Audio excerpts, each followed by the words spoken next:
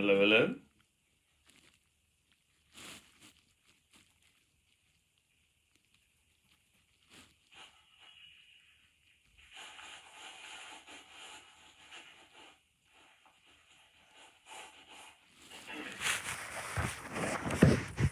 Hello,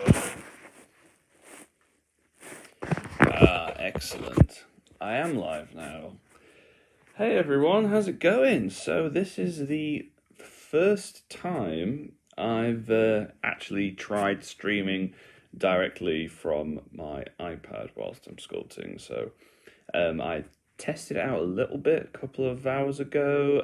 I think some of you definitely caught me frantically scrabbling at my iPad, kind of grunting and groaning and being very generally quite irritated that it wasn't working properly. But now I think it's all working okay. So let's see who we've got in the chat. I'll be able to keep an eye on the chat over the course of the stream. I've just got it open on a screen next to me, so if you do have any questions or comments, I will be able to see them, so just pop them in there. In terms of music, now music has been so I haven't done that many streams before. I've done a couple, I've done some for a while, and one of the things that has caused a lot of issues in the past has been whether the music's been too loud or too quiet, whether I've had a couple of videos taken down because of copyright and all of that lovely stuff. So for this stream, there's going to be no music on my end. So I heartily encourage you guys to play the music yourself in the background, just on another tab or something like that, or just have something nice playing in the background whilst you're listening to me talk. So who have we got already? So we've got Velkona saying, "Psst, you're live." Hi, nice to see you. Thomas, nice to meet you, Thomas. Hi. Rob, Mr. Huntley is in the chat now. Then Dad, then Dagfin, of course. Hi, Dagfin, and Rami as well. How's it going, guys? So cool. In terms of what we'll be working on today and using the absolutely fantastic ZBrush for iPad app is probably one of the gremlins from the add-on pack. So on the Kickstarter, there is an option to add an extra 4 gremlins, actually, now that we broke that stretch goal, an extra 4 gremlins to your starter set. And I think a really good project tonight would be to sculpt one of those. Somebody on the Kickstarter made a really, really cool suggestion.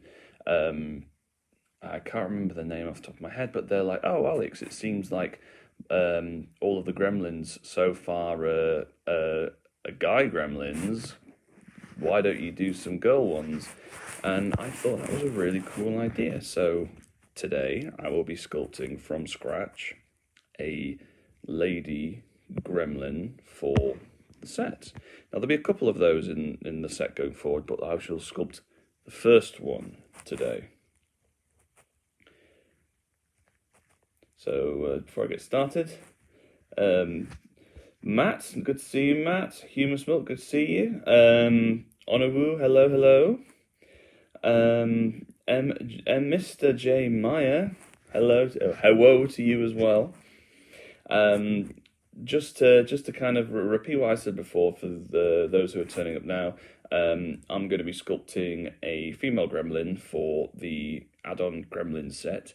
And in terms of music, I'm not going to be playing any music because I don't want to be taken down by copyright or not get the levels right. And also, actually, this is a new piece of software that I'm kind of figuring out. So there is like quite a lot of interesting features on it. It's called a camo stream or something like that.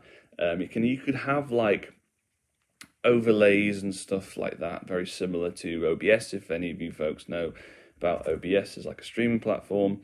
But I thought, because I'm going to be kind of doing some technical things, I would refrain from putting anything that would obscure the screen too much, just in case you wanted to kind of see what buttons I was pressing, if you haven't tried ZBrush on iPad before, because I'm really, really into it. In fact, I do almost all of my... Oh,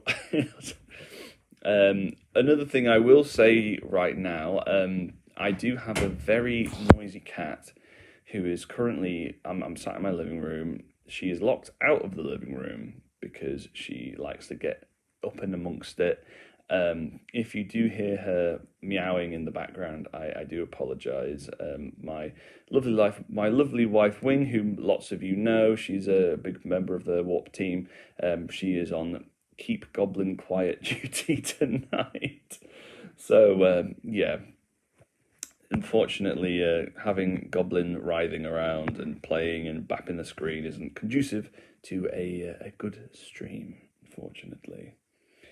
Good to see you, Elliot. Let the cat in. Cool, so let's start off with our orb. Now, most projects in ZBrush start with an orb, or the first ones that I like to do. You can use pre-generated assets that's in ZBrush itself. I don't really like to do that. All of the assets that I kind of pre-use, I've sculpted myself, and I kind of have a bit of a bits box that I jump into, particularly if I'm doing lots of like the same type of model. Like I do have a gremlin dolly that I sculpted, but that's not particularly fun to watch. So for this stream, I will be making a model from scratch. And I have been, actually, since transitioning to using the iPad for all of my sculpts, I have actually enjoyed sculpting almost all my models from scratch. I think I got into a bit of a habit when I was using it on my laptop, where I would kind of have like a stock... I would like have stock sword file, a stock human dolly file, and I would just kind of base everything off that and those things. And I kind of know, over time, I kind of felt like there was a sameness that snuck into some of my work. And maybe only I could see that, and it's just me being like super critical. But I have very much enjoyed starting from scratch on almost all of my sculpts now. Snail chicken, yeah. First of all, congratulations on the successful Kickstarter. We are currently trying to popularize ArcWorlde in Germany. Thank you very much. No, and I will take this opportunity to say a huge thank you to all of you who are watching. I think quite a few of you are backers of the Kickstarter as well. So yeah, thank you so much, all of you, for a stonking first week for the campaign. I can't believe we've got to this level already. We've still got 3 weeks to go. Humorless Milk, do you use an Apple Pencil or different peripherals? So no, I use an Apple Pencil. I believe it's an Apple Pencil 2. So it's the kind of the upgraded one, the modern one. Valcona, I just discovered this game last weekend. No idea I missed it for so long.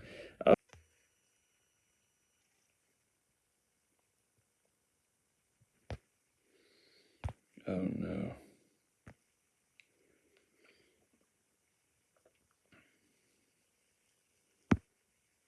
There we go.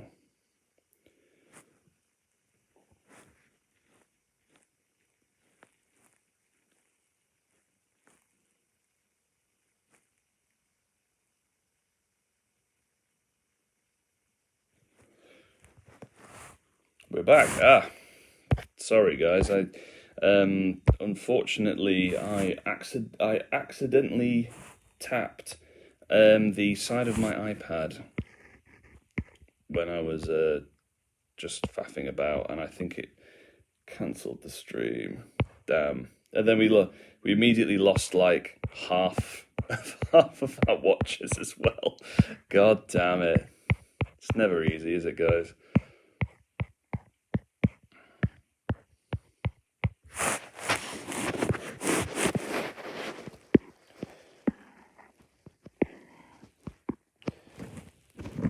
But yes, Velcona, how did you discover ArcWorlde?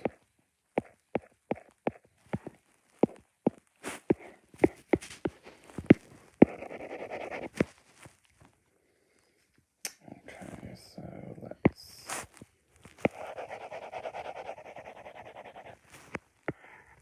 Technical difficulties, classic stuff. Got to. The strange thing is, it was literally not even like a thing to do. I mean, the iPad did exactly what it was meant to do. It was my own fault for just accidentally knocking it.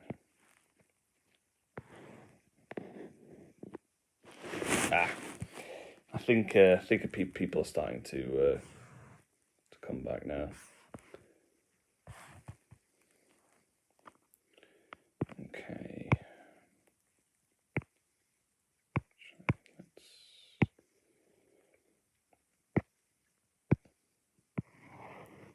Another sphere for the head, I think.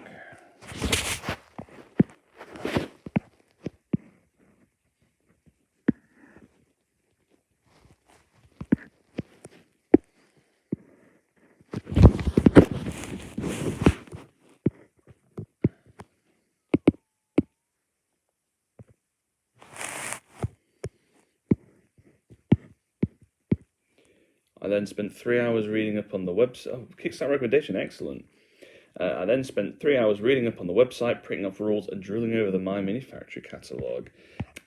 So you've discovered the digital workshop range as well.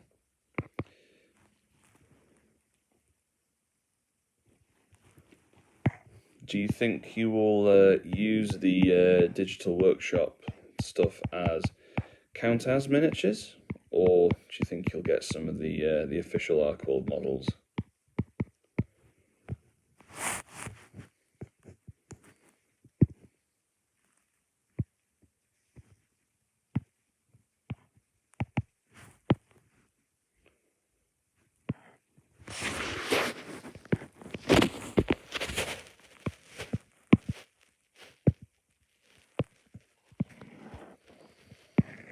Also, folks, if you do have any questions about anything that I'm doing on the iPad whilst I'm sculpting, please do just drop a comment in the chat, and I'll be happy to explain as best as I can.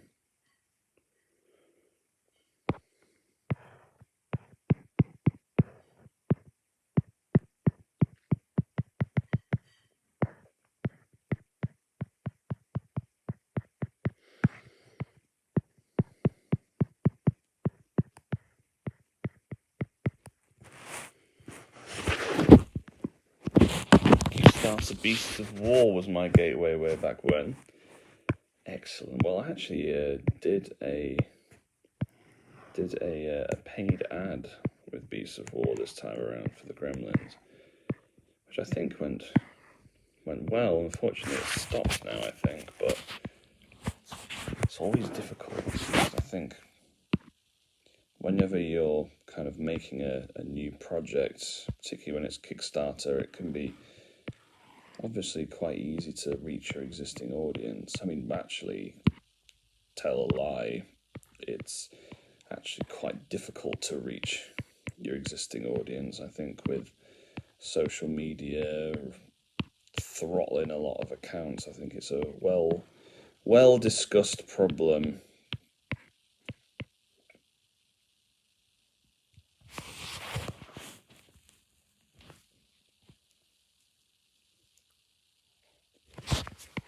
Elliot's saying that he found us with the Wizards vs. Dark Lords Kickstarter.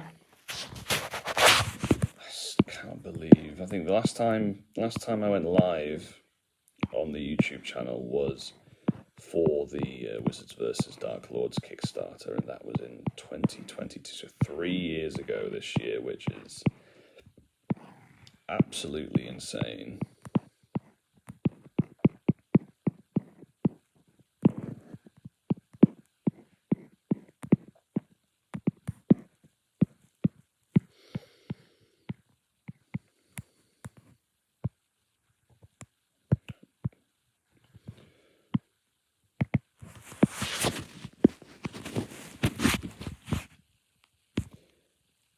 Vel's favourite is the gnomes. It's most people's favourite. Like, it is quite funny that, you know, I've had this conversation with a lot of people about, you know, why did you do the gnomes? Why did you do gnomes? And it was just a silly idea that I had. I think it was after one of the ArcWorlde weekenders, and I was sat in a cafe with Jonas and Dagfinn and Wing, I believe, and I just kind of had the idea of doing like a gnome army for a My Mini Factory Patreon month, and it went absolutely bonkers. Like, I just cannot believe how popular they've been.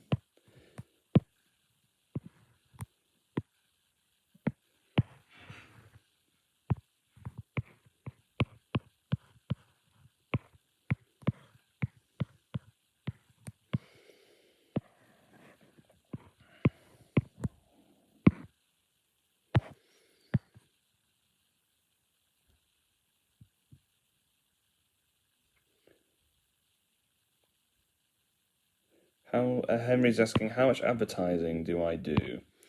So,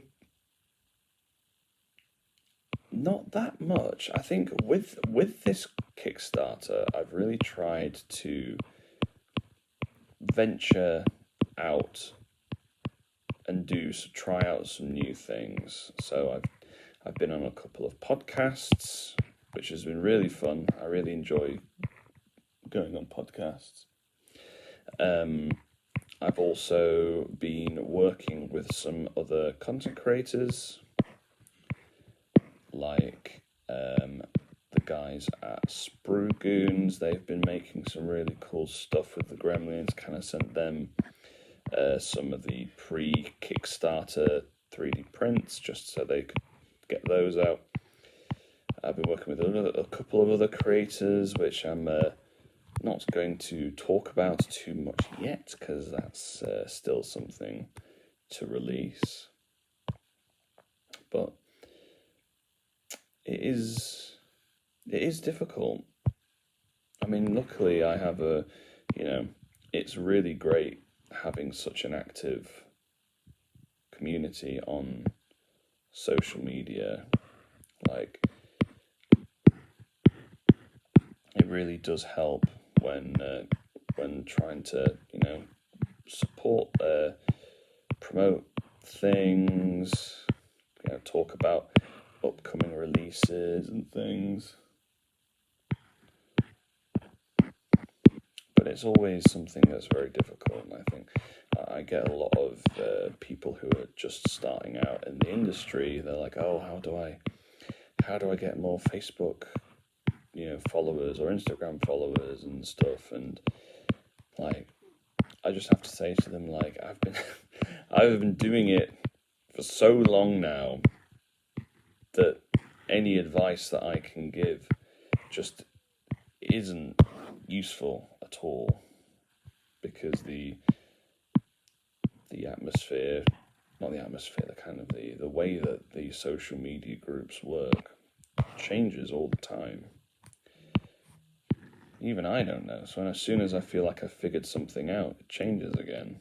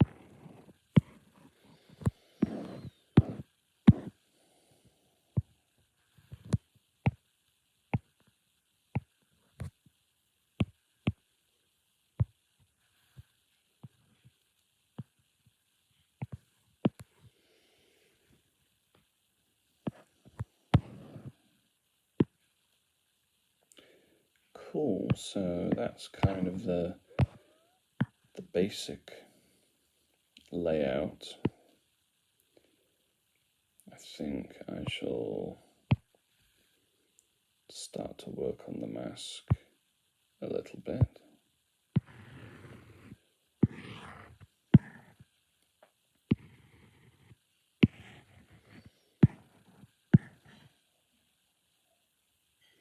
Or at least a placeholder for the mask.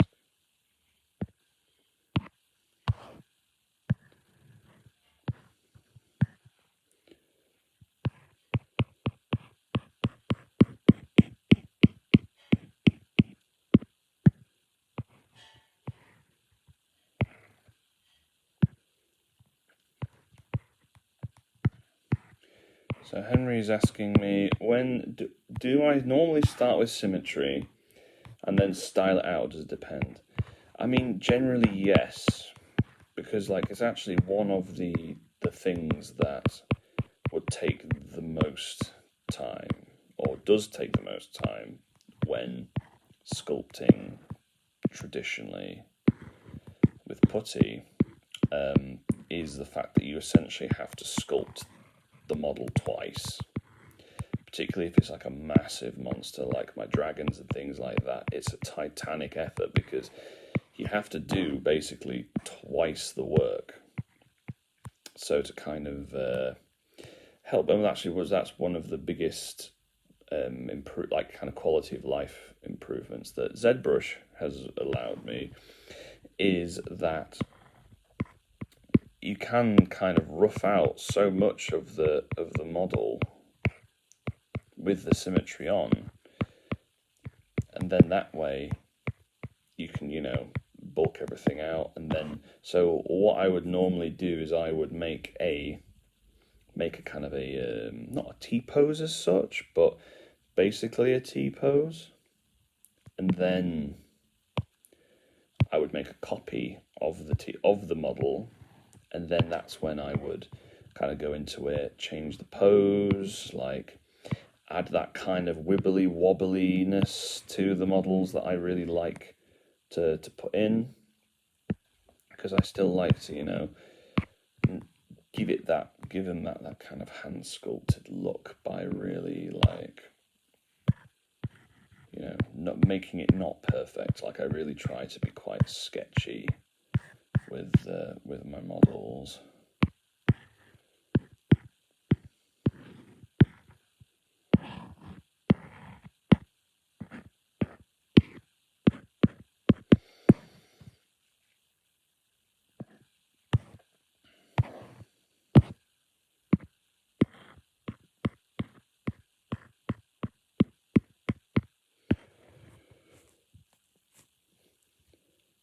This is brilliant to watch. I missed the demo at the last weekend because I had my games going on.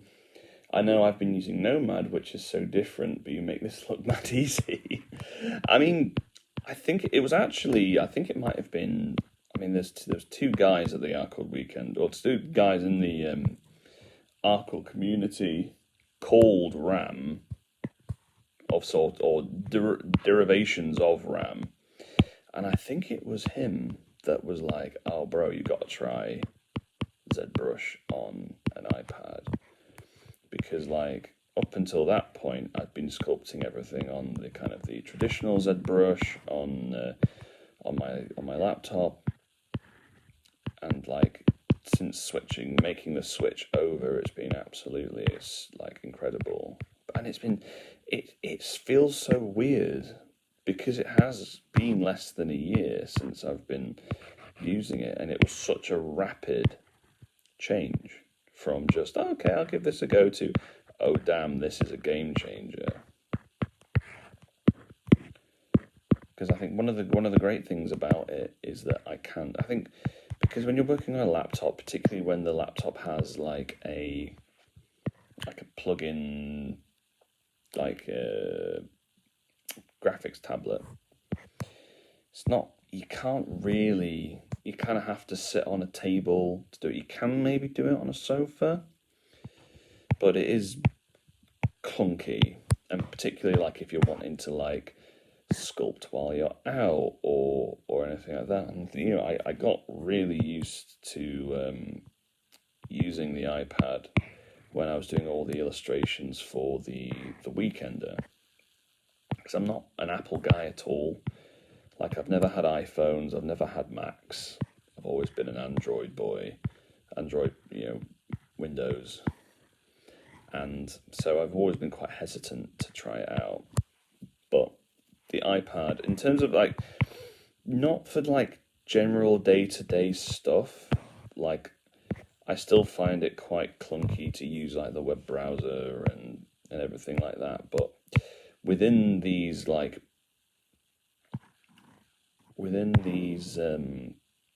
pieces of software, it's been really, really good. And I think, you know, having the pencil works really well as well. Like, it's really nice to work with. Okay.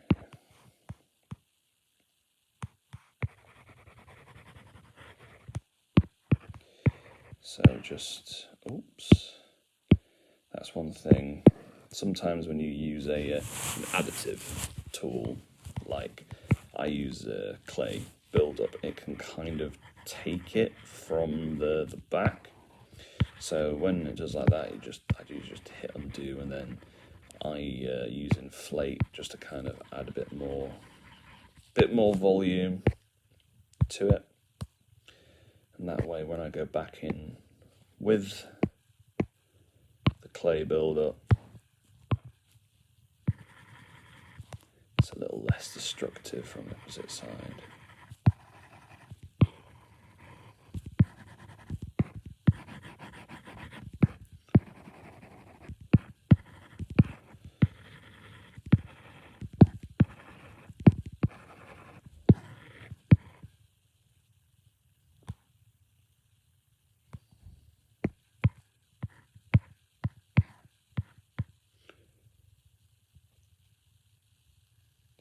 MGR Maya, I tried the Gremlin Warband today and it was a blast playing with them. I love the direction you're going. Thank you very much. Yeah, I'm really glad that you were able to try out the rules. What models did you use to represent them? Nevermore, good evening everyone. Good evening, Nevermore. It's good to have you on the stream. Okay, so we've got kind of the general shape of the hands there. And I'll just do a Dynamesh. So for those of you that don't really use ZBrush, don't really know about it, Dynamesh is essentially, so when you're sculpting, you can see a little bit here. So the object that you're sculpting onto, so for example, this is the arm, which is, I've kind of pulled out of a sphere. Every time you work with those vertices, they stretch, because there's only so many vertices in that object. So if you can see, if I zoom in here, some are larger, some are smaller, because I've kind of used the putty, like this clay build-up tool, to kind of stretch them out. And the Dynamesh button here, it essentially looks at the new shape and remaps it with new vertices so that they're equal with the new shape. And it also allows you to increase the vertices. So say here, it wouldn't be particularly good if I started to sculpt any detail in that, because there's just not enough of the topology there. So if I was to just increase the slide a little bit, there we go. So the app has calculated where these vertices need to go, so it's now a much nicer shape. So I can then go in and start to draw in the detail.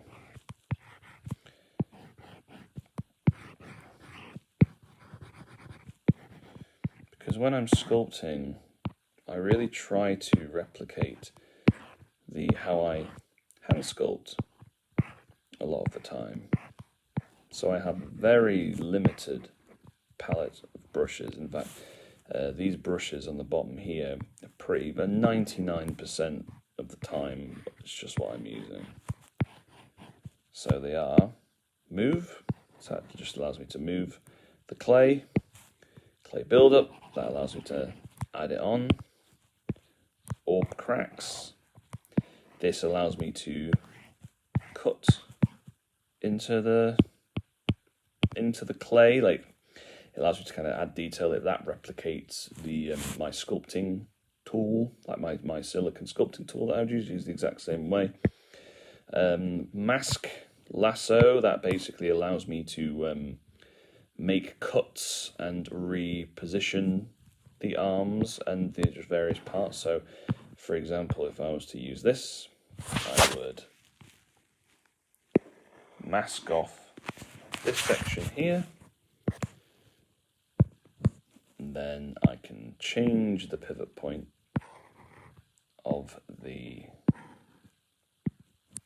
piece, and then I can start moving it around. So you can see once you've actually got that kind of T-pose, you can quite rapidly move stuff around and change the pose. And you know, I would do the exact same thing when I would make miniatures by hand. If I wanted to change the pose of something, I literally would just cut it off and glue it back on at a slightly different angle. And I guess, you know, this kind of replicates that.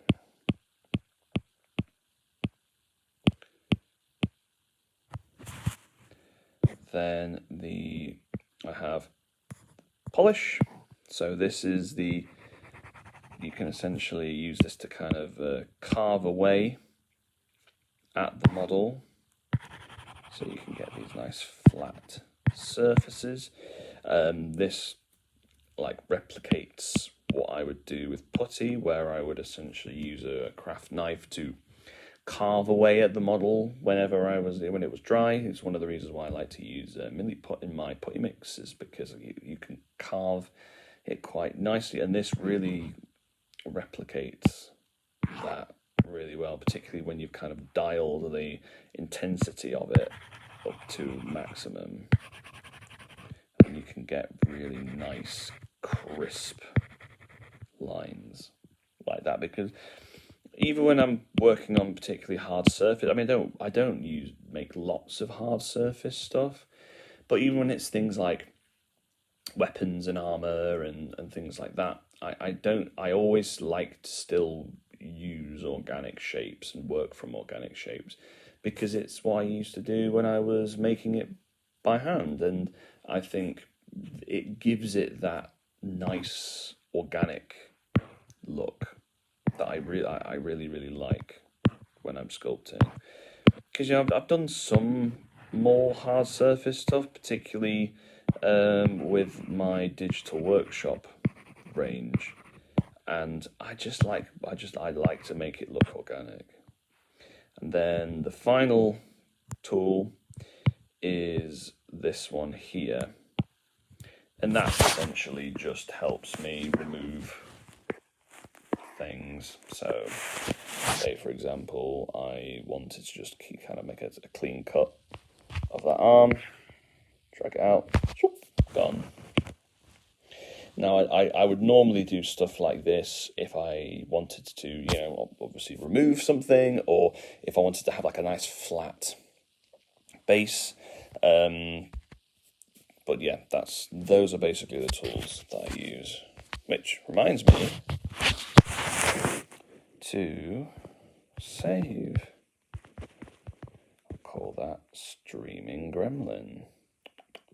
See, I'm even just typing, I'm just not very good. Right, let's check the chat. Mr. J. Meyer, I use the comic book gremlins that Dagfinn picked up at the Weekender. Cool. Henry saying, I'm sure I have some troubles in the North Gremlins knocking around somewhere. The metal totem warrior is a tall boy. Yes, he is. And Dad is just welcoming the newcomers. Cool. So, whilst I'm cracking on, does anyone have any more questions about ArcWorlde, about the Kickstarter? Anything you can think of, I'm more than happy to chat.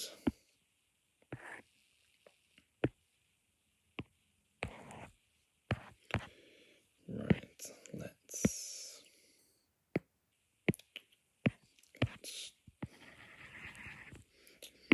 just building out the feet now.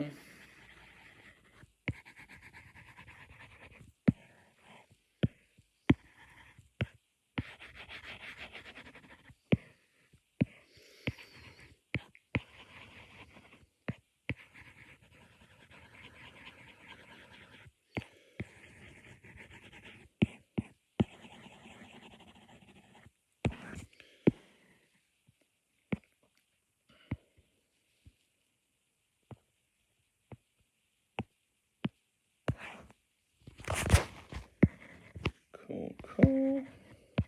Oh yes, and there's another tool that isn't in this particular set, which is the smooth tool,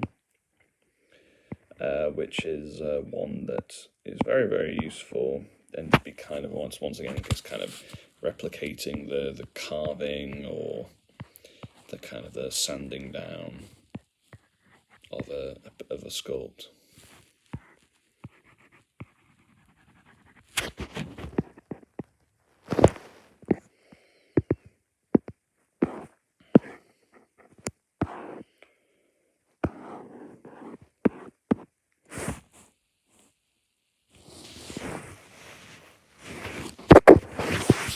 Well, any chance of a full battle rep?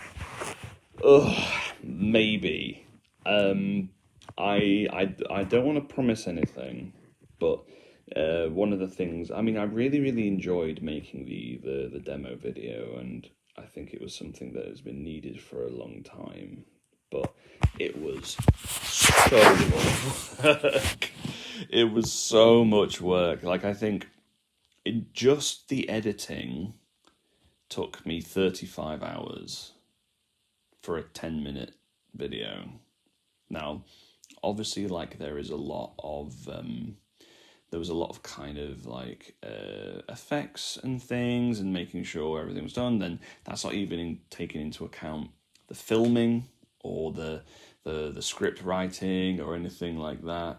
I really enjoyed making it. So maybe a battle rap at some point, but it would definitely have to be something that I plan well, because it would take up a pretty big chunk of time to get right, you know. And I wouldn't want to just kind of, because I think it can be quite difficult to do really good battle reps. Like, I think there's definitely some creators that I really like their style, and it was very inspirational for me when I was doing mine. Like, I really like the ones that Peachy does. Like, I really like how he gives that sense of kind of character to the models on the board. I really like the Bangarang demo as well, which was a good kind of playthrough of the rules. So I think if I was to do one, I'd want it to be of a similar quality to the ArcWorlde video.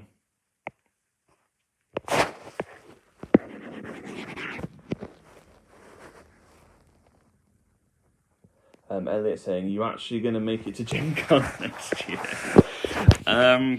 I would really like to, because we had such a fantastic time at Adepticon, and that's definitely going to be one that's in our calendars forever now. I guess one of the things that I would be concerned about is, obviously, one of the great things about Adepticon is that everyone is there to play, paint, and buy miniatures. Like, it is a miniatures convention. and everyone there is super excited about models. Oops. And I guess my concern with Gen Con is the same as my concerns with somewhere obviously on a much smaller scale, but UK Games Expo, which we did do this year, because obviously it's a much wider net to be thrown.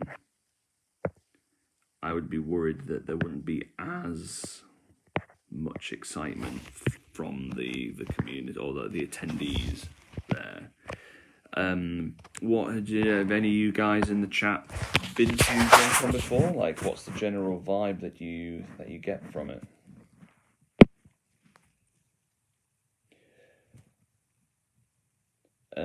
Mr. J. Meyer, do you have a favourite ArcWorlde faction? If yes, why that faction? Ooh. I mean, I feel like I'm contractually obligated to myself at the moment to say the Gremlins are my favourite faction, which I really enjoyed them. But I think overall, encompassing play style, aesthetics, creative potential, I like the Wizards. I do really like the Wizards. I feel like there's a lot of good stuff that I could do with that faction, because of the different colleges of Magic, with the peoples from across ArcWorlde. I can make lots of very unique looking characters with the different magical sprites and beasts that they can summon that are creatures of their own imaginations. So there's so much scope to just make up new things. I just like wizards. I like flowy robes. I like long beards. I like people casting spells, which is quite funny because when in my own kind of personal gameplay styles in games like D&D or D&D adjacent games like Baldur's Gate 3 or something, which we've just started to dabble in, I always tend to avoid the magic characters because I'm not very good at remembering spells or how to use them. I'm not a very tactical person when it comes to my own gameplay. I think there's something fun about just being somebody who just kind of screams and runs in. But in terms of overall, I really do like the Wizards. How about you guys? Dagfin, you ignore this question. We all know which one you like the most.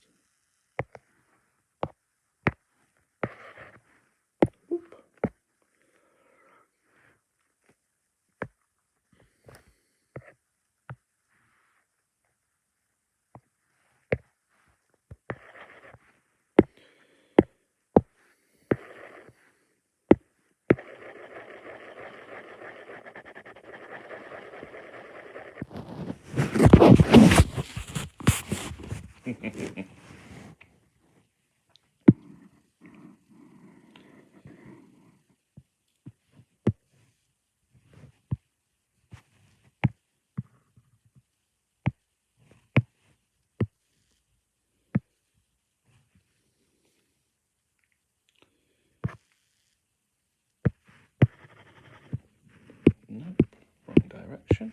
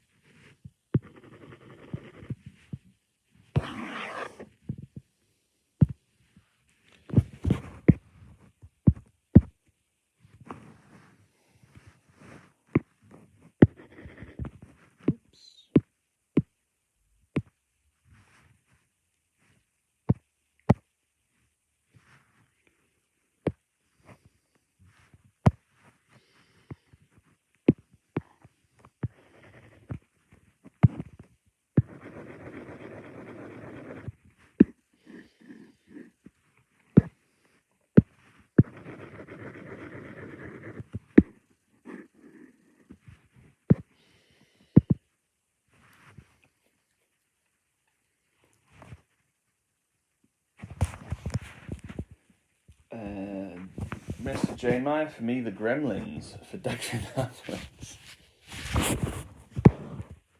Valcona, the pigtails are inspired. Thank you very much. The Ramsden, my favourites, probably Dark Lords. I've put most effort into those guys, and I'm mega proud of my mounted Dark Lord. Yeah, it's really, really cool. If you guys haven't seen Rami's mounted Dark Lord conversion, make sure you get over to the Warp Miniatures Discord. I think I'm going to give her angry eyes. I think that's more fun.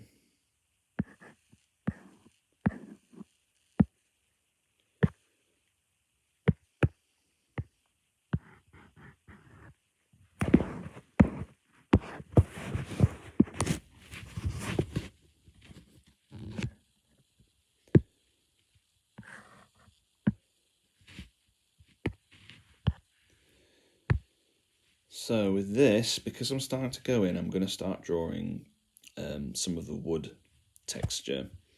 I've turned off the symmetry, because when it comes to stuff like this, I much prefer to give that asymmetrical look. You know what, actually, before I get started,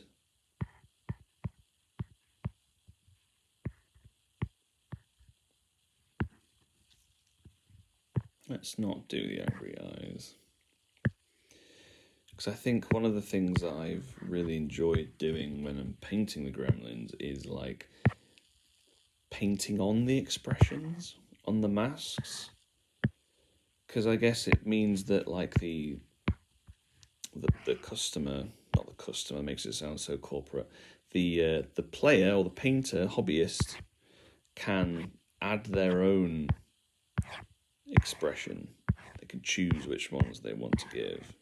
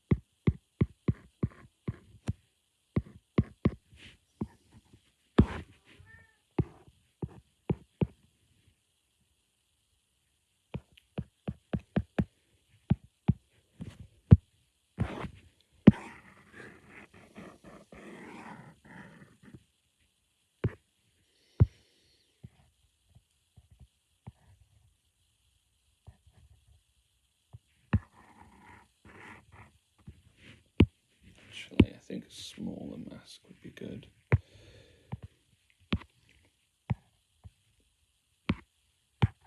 Yeah, I like that.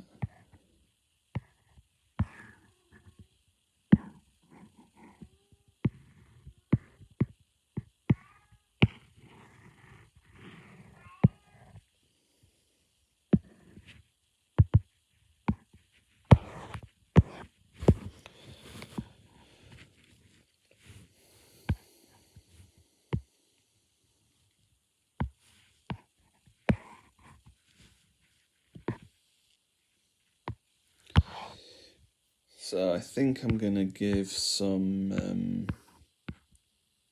I don't know what they're called. Is it scrunchies? You know, like the kind of the bobble things that people use to tie their hair up.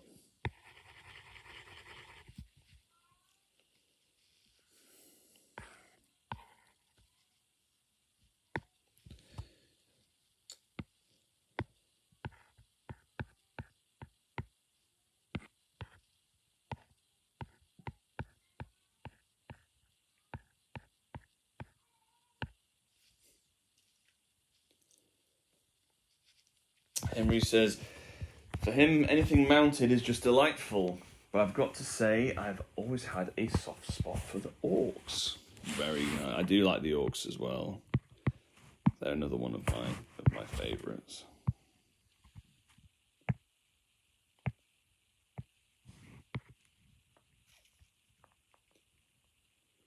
Dagfin saying, we're only 50 minutes in and the model is at a rough stage of done. Well, I wouldn't say that. I'd say these early stages, because they are rough, are quite easy to make progress on, but it's the tinkering that takes the time, definitely.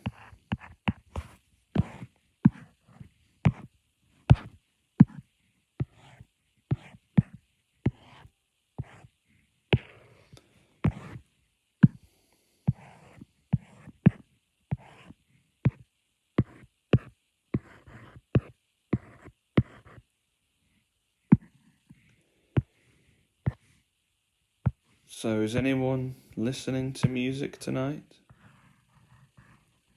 Or are you just listening to my dulcet tones and the dulcet tones of my very noisy cat?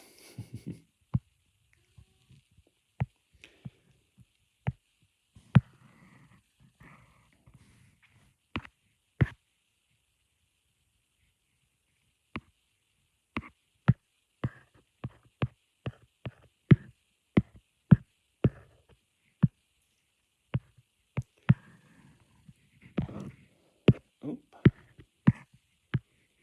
there we go. I think the pigtails need to be bigger.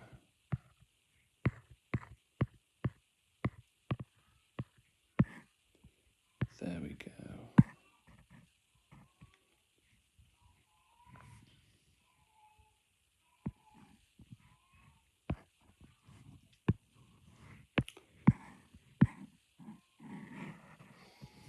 Cool, so in terms of the actual dolly, this is quite pretty much done. So the next step that I will do with this is I will make a copy, and then I will mirror the arms and the legs and start to kind of pose the model. Another excellent suggestion that was made on the Kickstarter is to do some dual wielding gremlins. So I think that's what this one will be.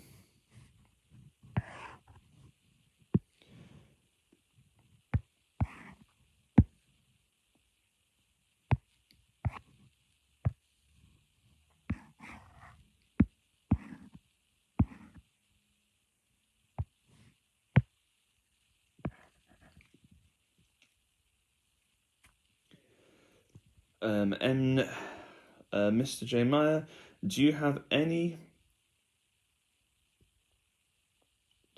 tips and tricks for hand sculpting miniatures?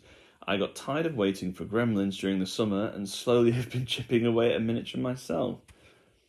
Excellent.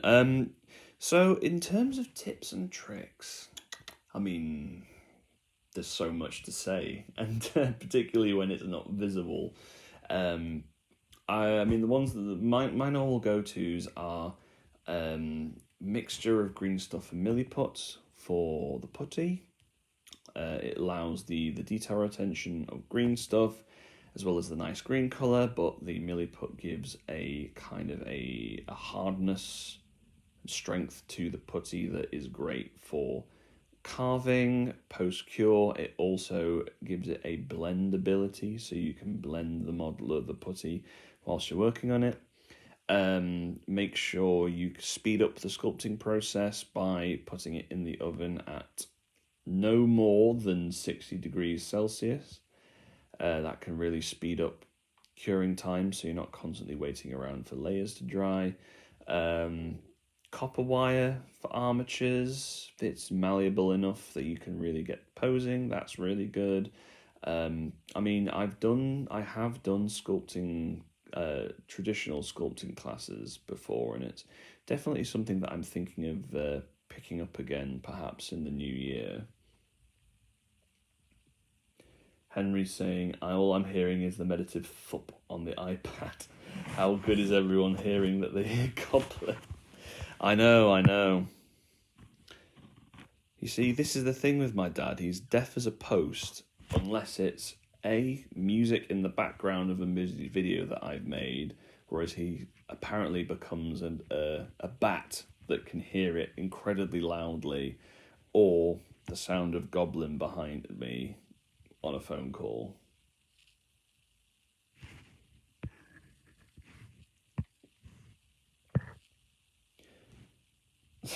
So you guys can actually hear the sound of the pencil. I think it's a little bit too. I mean, I guess it's can be a bit like ASMR, can't it?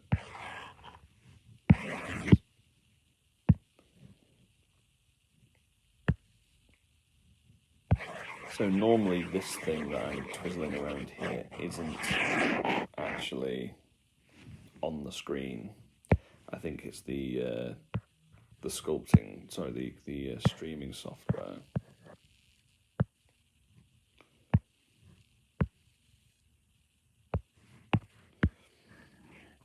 So there we've got both arms and legs.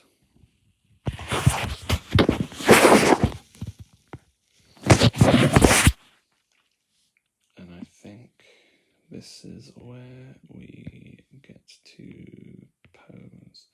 Now, I do quite like the this kind of holding both hands out in like a kind of a come on pose.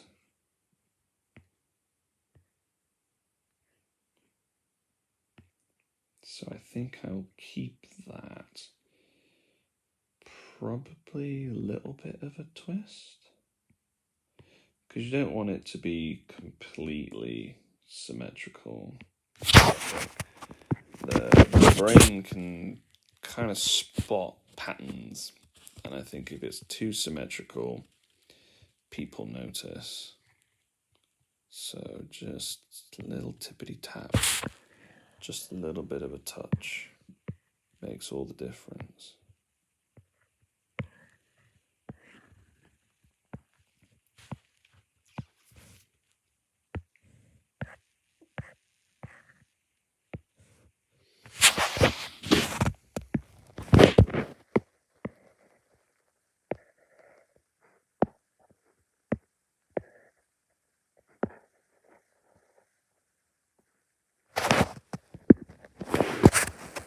So with this leg, I can kind of show you how I would repose a bit. So say this is ankle here.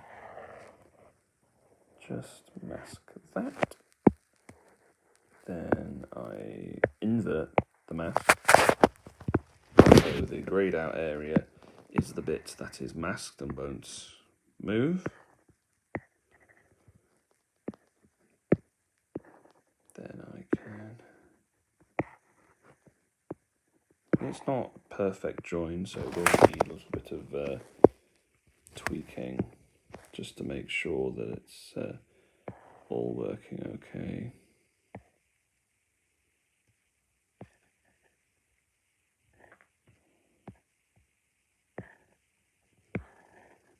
Might need a little bit.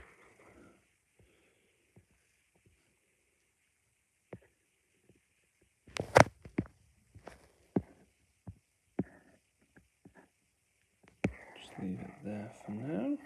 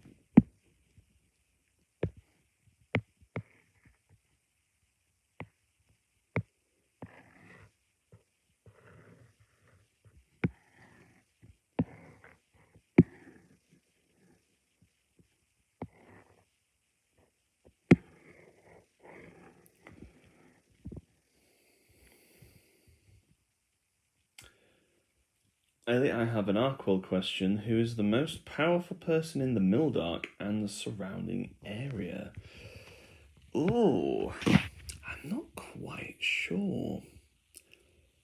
I mean, in terms of like an individual basis, in terms of like individual power, I would probably say a couple of like the more dangerous Dark Lords who have taken up residence and built towers near the border. Some vampires, I think, would be pretty powerful. Some of the Elven Lords, but I think that's the beauty of the Mildark Forest, is that it's it's definitely a no man's land where no one person actually has any power over the forest itself, other than the forest itself. Oops. That's why it's not working.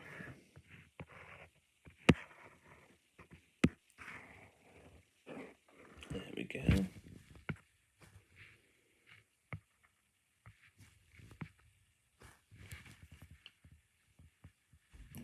Gordon, nice to see you, Gordon. Glad you could make it. So just wanted to repeat what I've been saying before. So with this stream, because YouTube is a cruel mistress, I can't play any music. Or I've chosen not to play any music.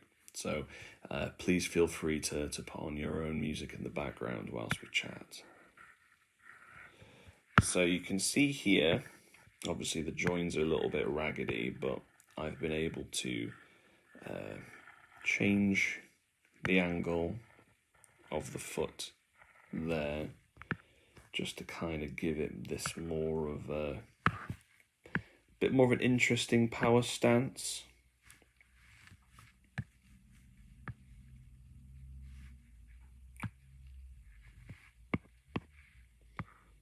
Move the leg down like that.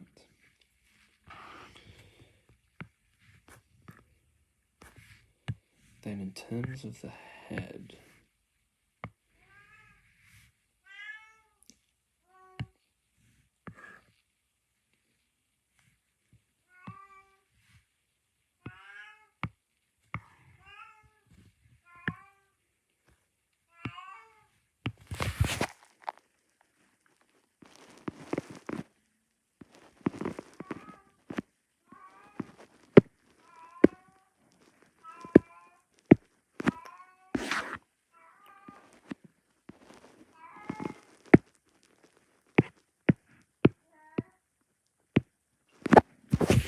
so I can select just the components of the head there, maybe tilt it up a bit.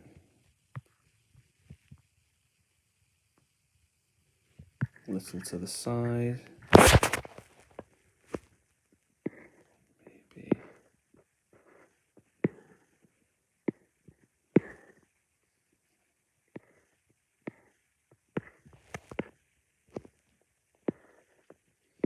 See, when you can start playing around with like the joints of a model like this, I can sometimes literally like sit here and tinker for ages, just trying to get the perfect angle of the head.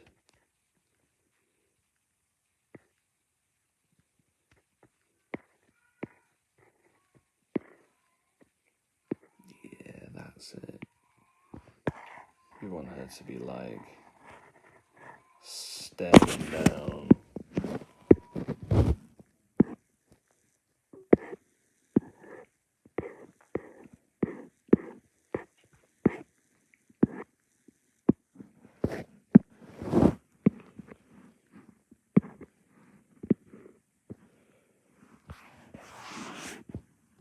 This bloody thing. Oh, it's gone now. Excellent.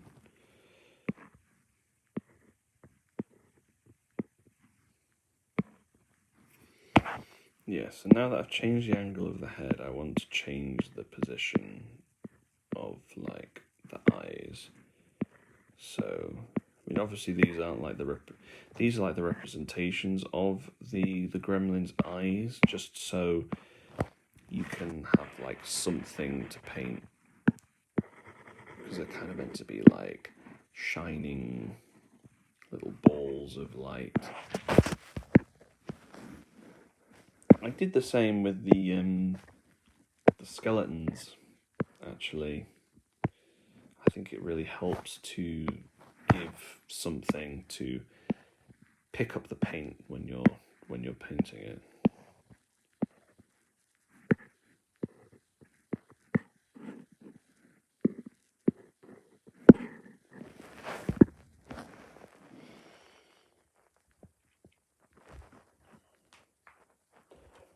And with this Underkingdom that the Gremlins are from, are there like major entrances like the Forgotten Realms Underdark, or do denizens just burrow up? So there isn't an official entrance to the Nether regions, because it's, as with the Mildark itself, it does kind of grow and shift and change.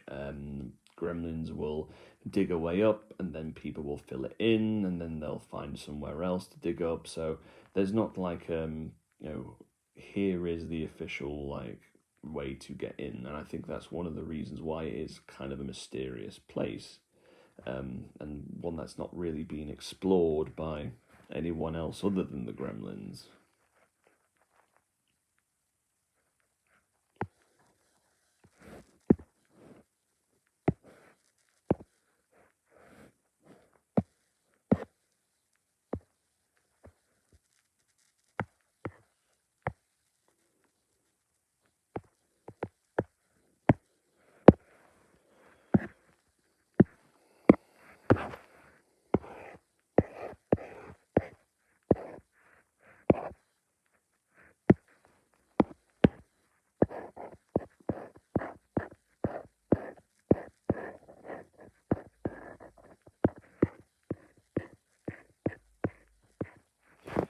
So you can see here I am kind of randomly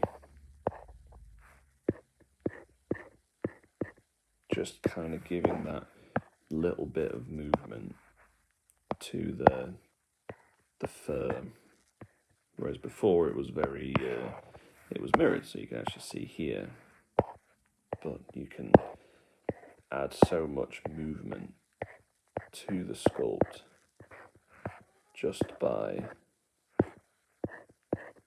kind of just shifting things around.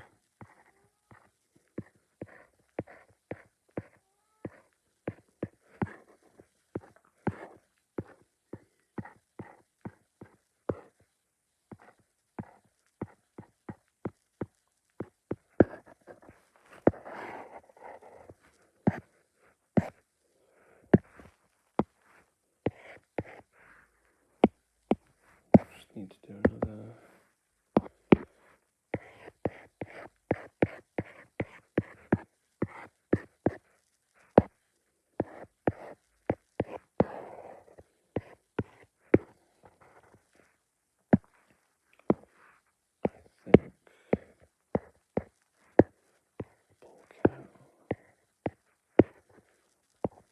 Loincloth a little bit. I think the feet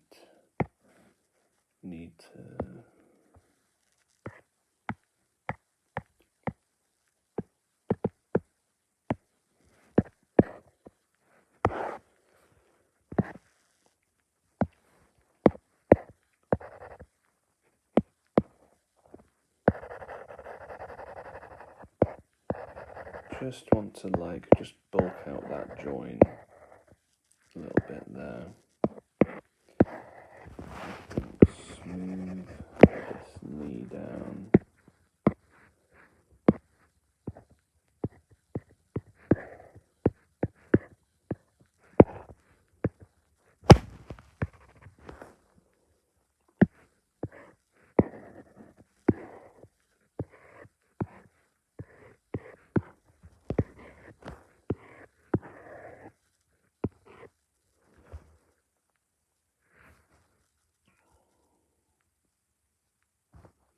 Val says she needs a weapon, and she does.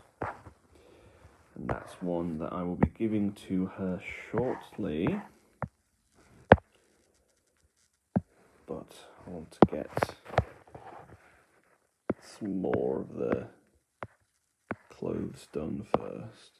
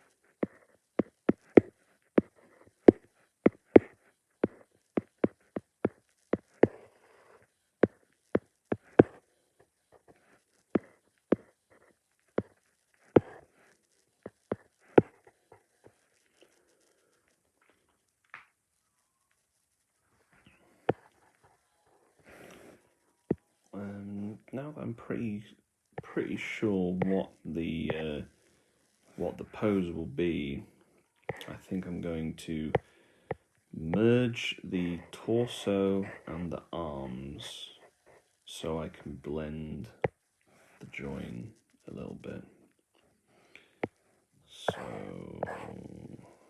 merge down, merge down. Okay, so you can see that's one piece now. And then I can polish. I'll make the Dynamesh quite high because I want to keep the definition on those hands.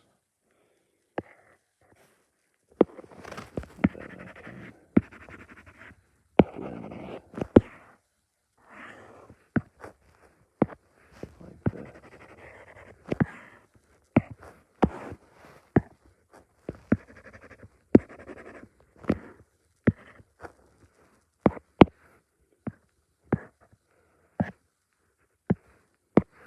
Add a bit more definition to too much.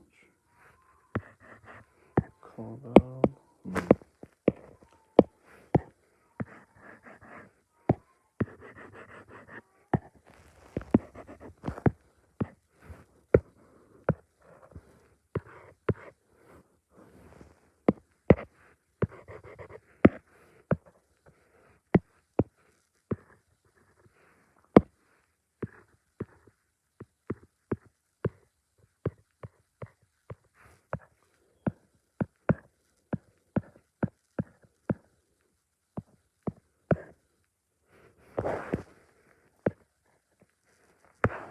I think she's coming along well.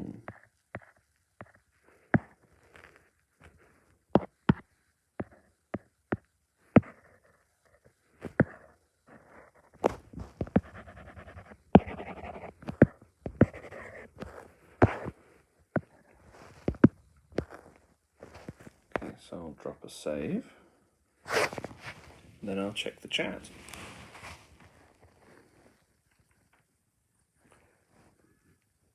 Hello there, Kabuski. How much do you think anatomy whilst sculpting.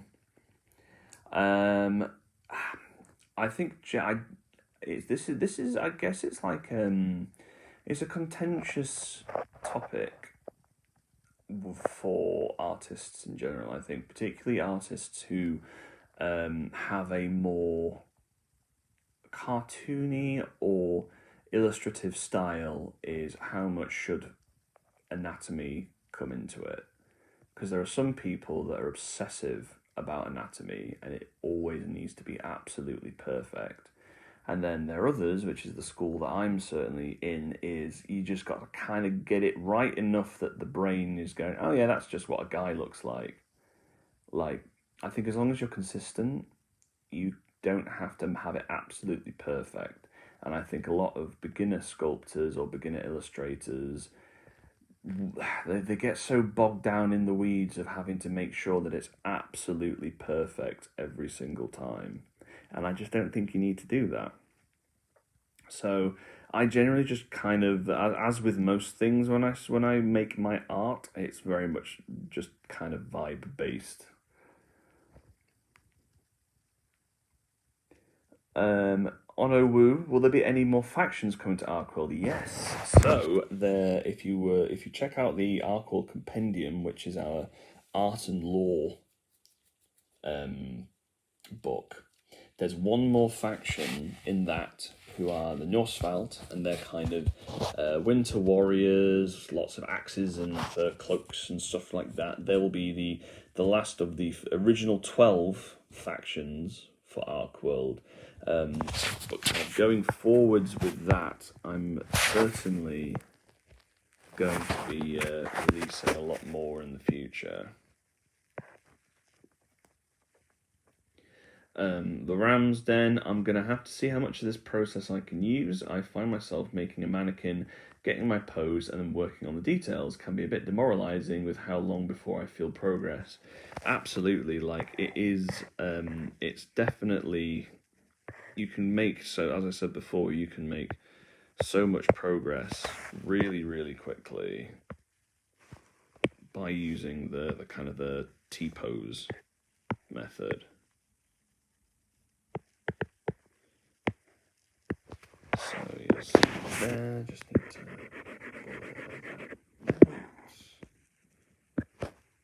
think add a little bit of it's just the little details, like the kind of the bones in the heel.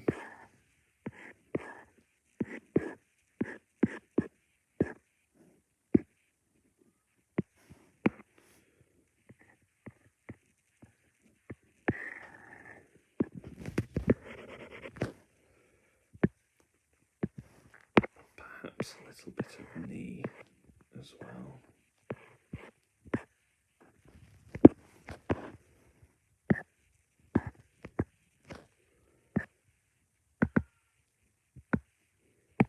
I should do the same for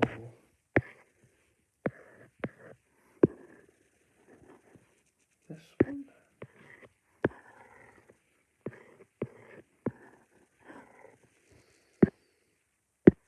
I think maybe I reduce. This is what I'm talking about. This is the tinkering that takes ages.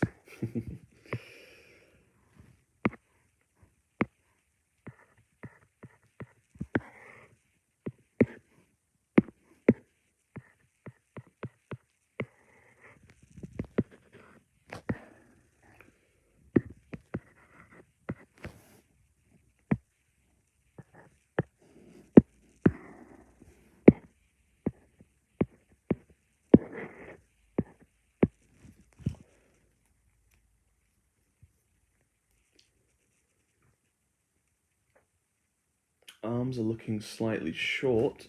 I see what you mean. I think once the weapons are added in, they won't look too bad. I think just because of the pose. But we can. That's one of the great things about ZBrush, is that we can tinker to our heart's desire.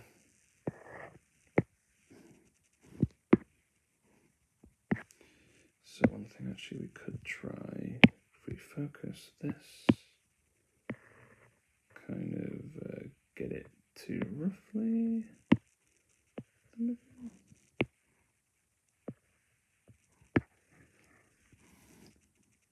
You can just do a little tweak like that.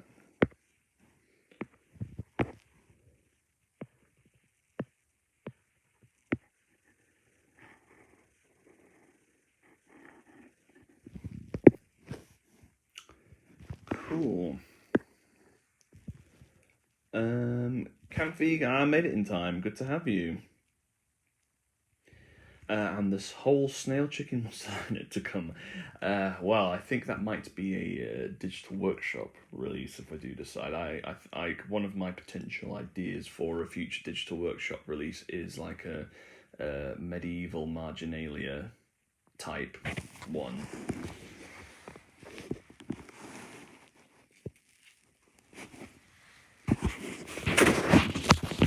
I'll be the first to defend style over anatomy. Glad you're on my side with that. Campy, is all of your work done digitally? It feels so hand sculpted visually. I love it for that. I would like nowadays a lot of it is digitally sculpted.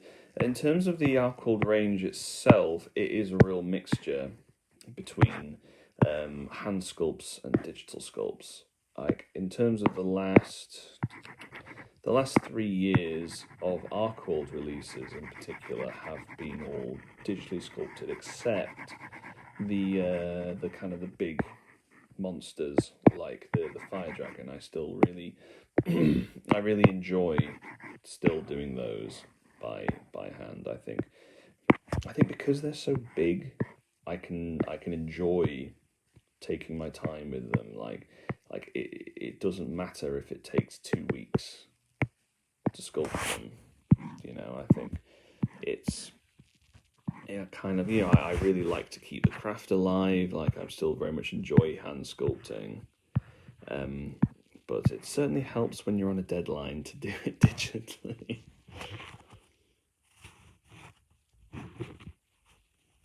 Elliot, well, we for sure need to explore what other groups live under the earth. What if there was a group of stout, burly people that lived there? Maybe they all have beards and like digging holes. Just brainstorming. You see, Elliot, those ones live in the north, and they're actually halflings. It's actually something that I've always. When you do as many trade shows as we do, you kind of have to be good at the sound bites and explaining concepts to people really quickly. So there are like certain things, certain phrases that I kind of say to kind of sum it up. Like I say, it's ArcWorlde is Terry Pratchett the war game, or like, these guys are inspired by this, and these guys are inspired by this, and one of the things that I say is that the halflings are ArcWorlde's dwarves. Like they fill that same ecological niche of grumpy, stubborn, short guys. And there are certain halfling clans in the north, Norsvald, which is where the remaining faction is from, that live in the mountains and mine and craft things and grow beards and wear lots of chainmail and stuff like that. So those guys will be a lot more kind of traditionally dwarven. But in terms of there actually being, we are the dwarves of ArcWorlde, there isn't any dwarves in ArcWorlde. There's only dwarf-like halflings.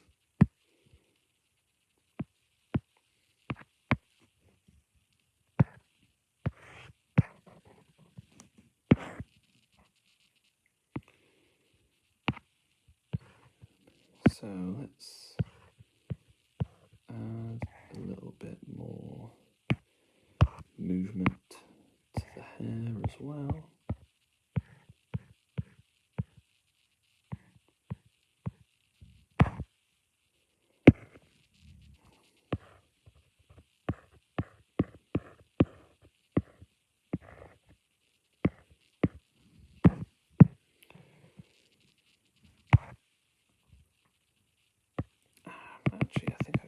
preferred them looking a bit more symmetrical.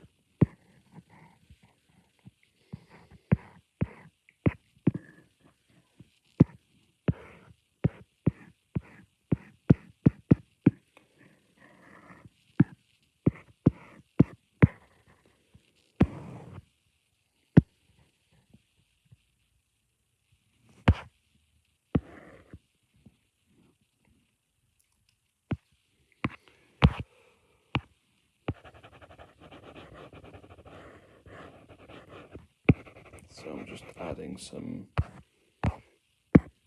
extra strands, definition in here as well. Just give something for the paintbrush to pick up on.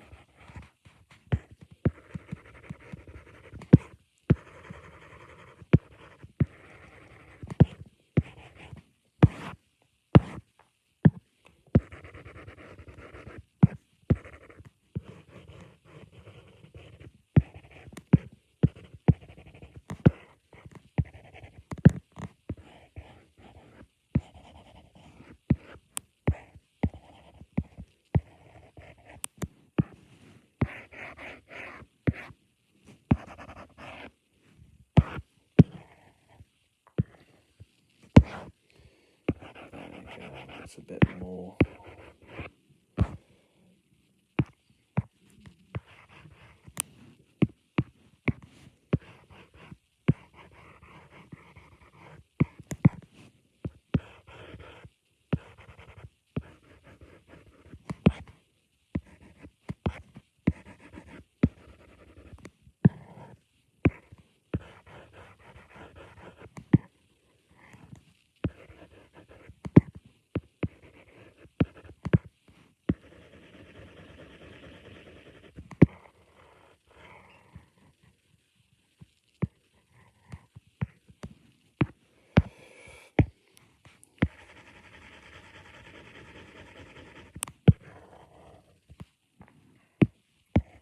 I think I'll just do this just to kind of strengthen that ear a little bit as well.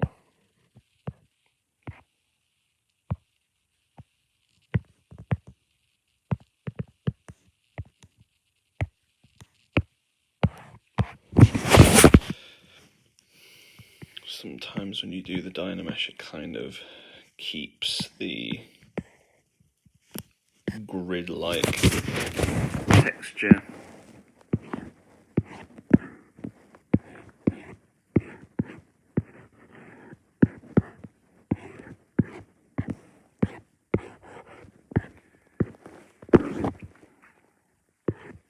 There we go. That's the thing, you want it to just look a little bit rough. You don't want it to be perfect. Well, if that is your sculpting style, then obviously, yes, you do want it to be perfect, but I like a little bit of roughness to it. Let's add some wood grain texture here.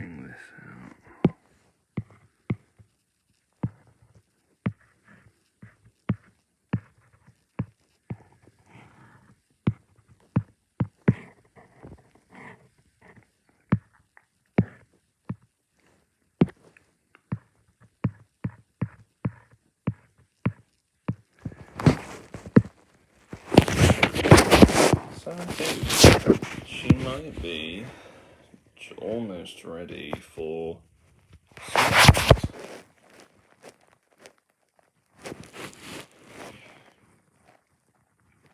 So, aside from a gremlin, what is this little lady destined to be in the game?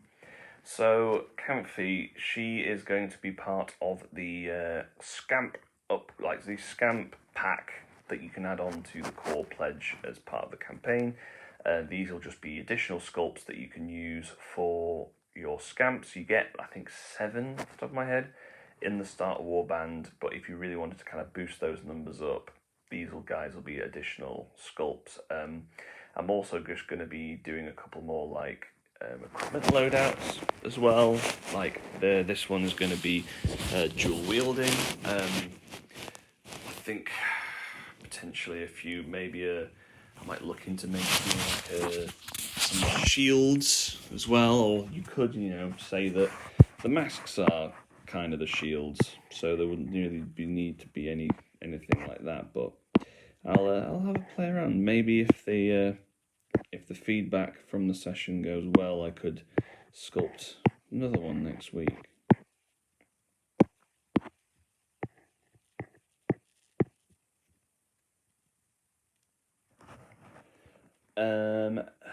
What else have we got? Dagfin, what's the interface like on the iPad compared to hand sculpted? I'm not quite sure what you mean. If you mean compared to the desktop version of ZBrush, it actually translates really well. It's a lot more simplified, but that suits me really well actually, because I use so little of the actual software. I only, as I said before, I only use like 5 brushes. Well, that's hyperbole, but very few brushes. Whereas ZBrush is such a ginormous piece of software that I would just never in a million years use all of, because it is just so massive. And it's so many different applications as well. Whereas I think miniature sculpting, in terms of tabletop game miniature sculpting, you can get away with using very little of the software.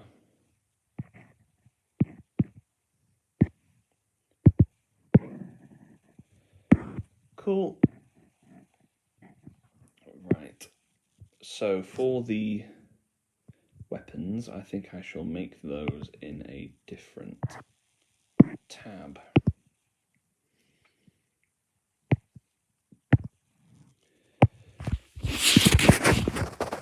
So there we go. Starting all again, and I'll add symmetry just so I can work on both sides of it at the same time. But instead of the x-axis where I'm mirroring it this way, I'll mirror it on the z-axis, so I'm mirroring it backwards, forwards.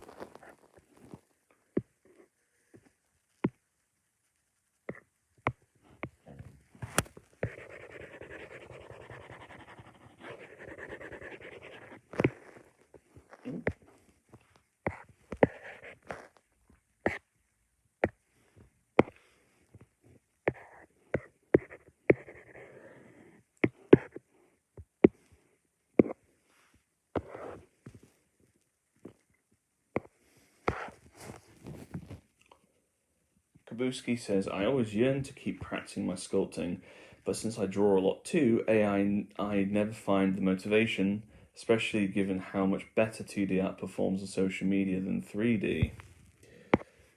You'd be surprised. I think if you print and paint the models, that oftentimes gets a good response. But you are right, like it's very rare that just a render or a screenshot does very well at all. Although I must admit, whenever I post 2D art on my social media, it never gets the engagement that my sculpts do. But then I guess that's because my audience has been curated to be people that want to see sculpts.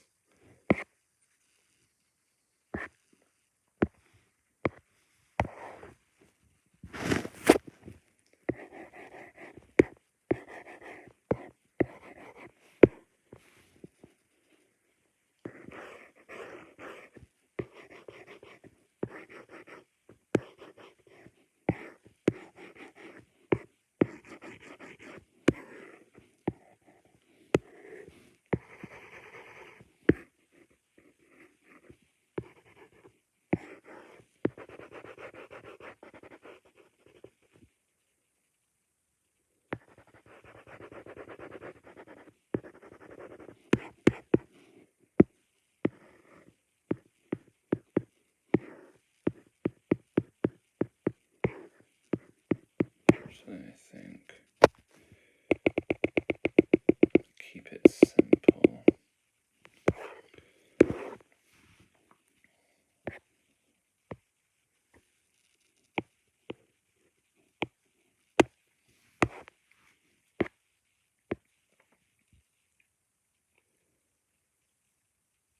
Ramsden, how often do you think about castability in your sculpts, or is that a Rob problem? Well, I try my best, but I think it's you can always get away with more stuff when you're dealing with 3D printing than you do with casting. It's something that I oftentimes lose a little bit of track of when I'm sculpting digitally, and that's why a lot of the ArcWorlde models actually have quite a bit of putty work done on them before they get sent to the casters, because I'll get the print, because I get like a very high quality prints done, and I'll get the model and I'll look at it and think, oh, actually, oof, that undercut is pretty bad, or oh, I missed that bit out there, and I normally just, it's before I send it to my dad, Rob, who's our caster, there's another opportunity for me to just to kind of go in and fix some bits. But Dad does say that the digital sculpts are a lot more challenging to cast, because I think the details are a lot crisper, like a lot sharper. But I do like to challenge him. He wouldn't be every time he says to me, he says, oh, I can't believe you bloody sent me this to cast. Oh, the bloody hell am I going to do that? I just say, Dad, you wouldn't be as good of a caster if I didn't challenge you.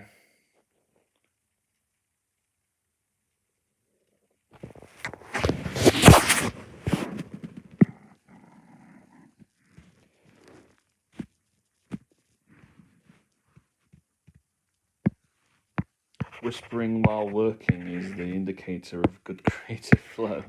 Oh, do I need to raise my voice a little bit? Is it coming across as quite quiet, everyone?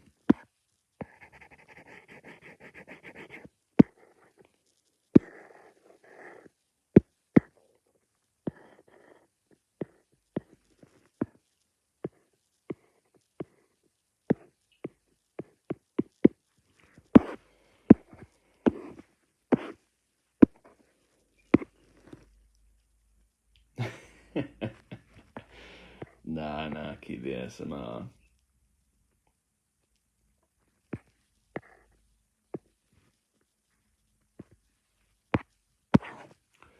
So Gordon's asking, do I reuse assets like spear poles, or do I sculpt them from scratch like I do here?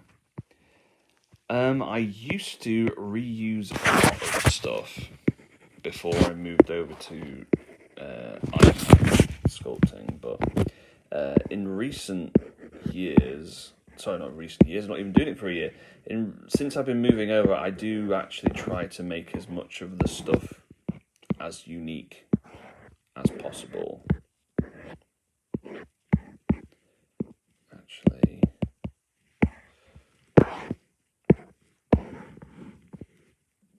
so, but I mean, if I was to do like, say for my digital workshop stuff, where I had like 5 different spear arms and they're all kind of the same spear, I would reuse those assets. But if it's something like this, I would probably make something from scratch.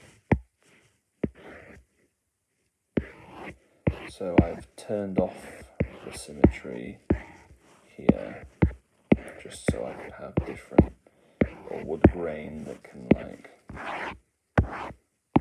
completely work its way around.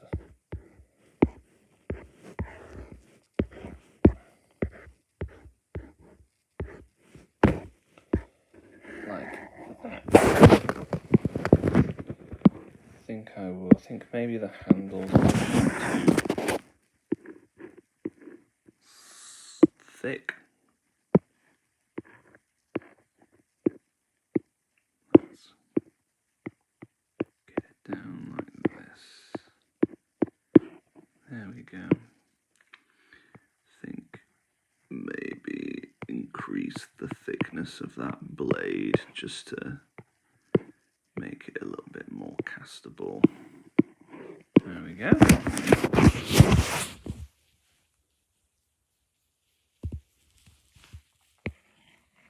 Cool. So let's drop a save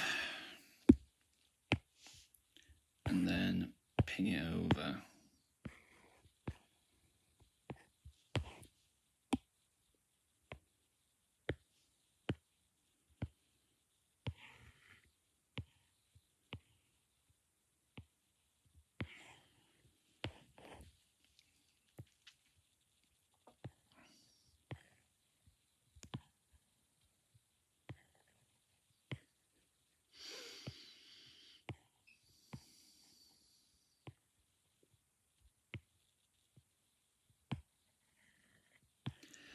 One of the things is always tricky is to get the weapon to tilt at the exact angle that the hand does, and I think I might need to resculpt those hands a little bit just so it looks like it's grasping the axe a little bit.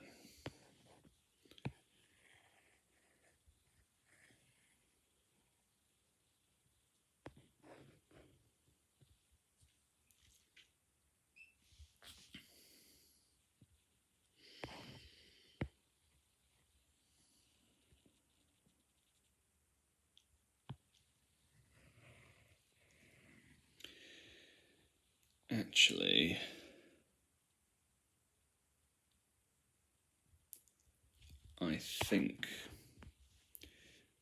I actually think that axe is too detailed. Now that I've scaled it down, because you have to remember these little gremlins are tiny.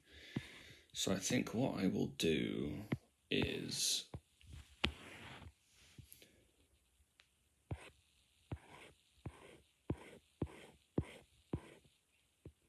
just inflate it a tad, like this.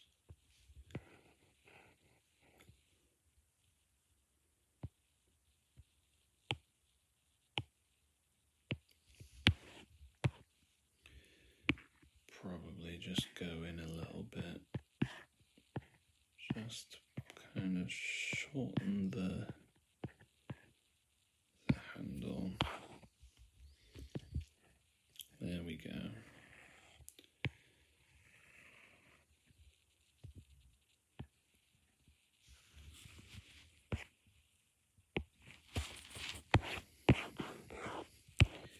And this is one of the benefits, is that you get to zoom in really close. Now, if you can see here, when I dynameshed that, I think I didn't put it high enough on the vertices. It's still a little bit too grainy. So what I can do is I can essentially divide it, and rather than just like completely remapping where the vertices are, it basically just says to ZBrush, hey, you know, there's like X number here, there needs to be more. So if you click divide, this essentially quadrupled the amount of vertices in this piece. And that means I can just go in, and because I had this button here, local symmetry, it keeps the symmetry. Even though it's moved away from the planes, it keeps that symmetry in place, which makes it really useful.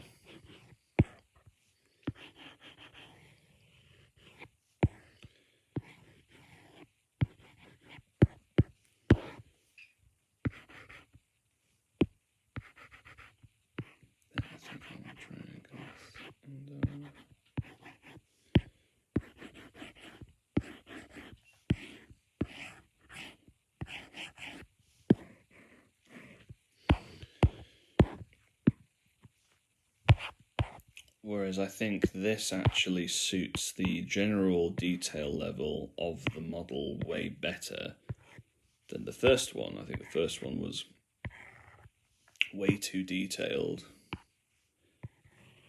It looked like it was like out of scale.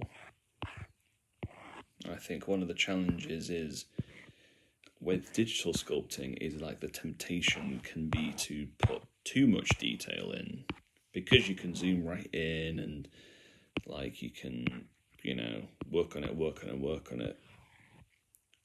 You can get to the point where it's like it just doesn't look right as a printed 28mm mini,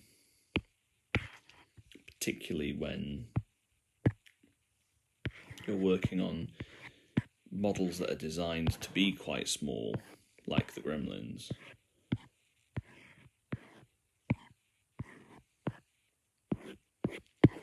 Okay, so I think that axe looks a lot better.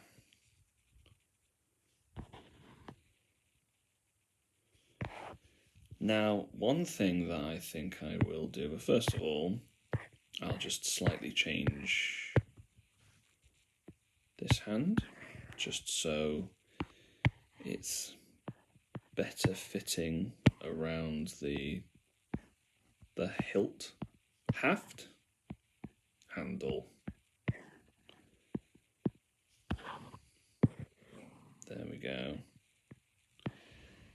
Now, to help with sculpt, with castability, I think I'm going to bring the tip of this hair down a bit. Just a touch there. So it just gives that extra point of contact for the resin or metal to flow into this piece. And I'll probably do the same with this hand here. I might even change the direction of the hand completely, as I'm not quite sure yet. That's the thing, like so much of this when I am actually sculpting, it very much depends on kind of how the model sits, how the model looks.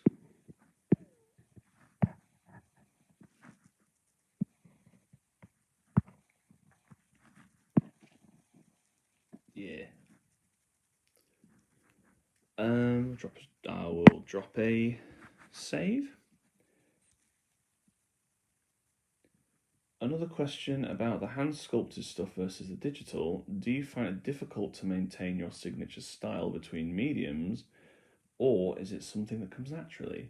Honestly, it was a lot easier than I expected it would be, because it was, I for a long time people had suggested that I move over to digital sculpting, and I was very resistant to the change. I think because I was worried that I would lose my style, but it it just happened immediately. Like I found that my style completely swapped over immediately, and I think it was then that I realized that just because you change the tool doesn't mean that you change the artist or the art that you make.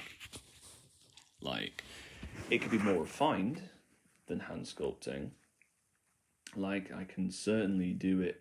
I feel a much higher quality digitally than I can by hand, because of the limitations of the medium and limitations of my own time and patience. But in terms of the actual style itself, I don't think it's really affected it at all. The same way when I do my illustrations, like the models, sorry, not the models, the illustrations that I do on Procreate pretty much look exactly the same as the ones that I would do with a pencil or a brush or a paint or a pen.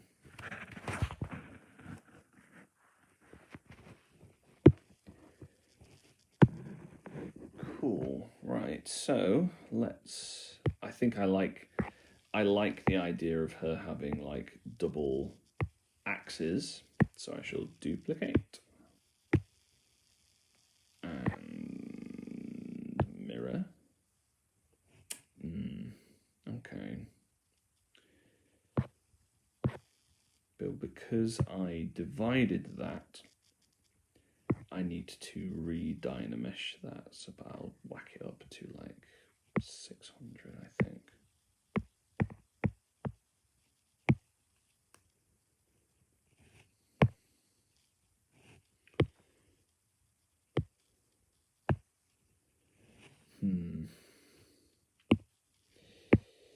Nope, don't like that. That looks too soft.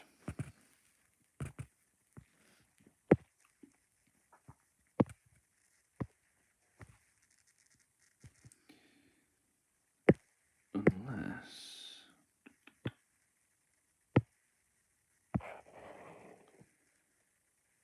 let's freeze subdivision levels. Then try. Hey, there we go.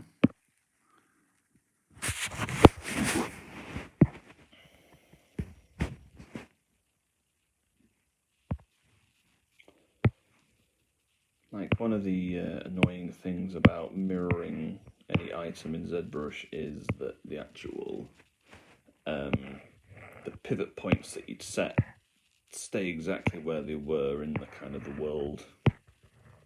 So you always have to kind of reposition them, which is really annoying.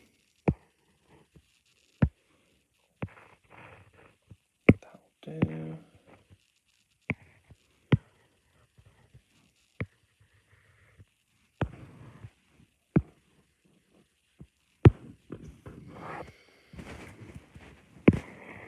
So, yeah, this axe is kind of tilted. This one's tilted back, this one's tilted forward. So,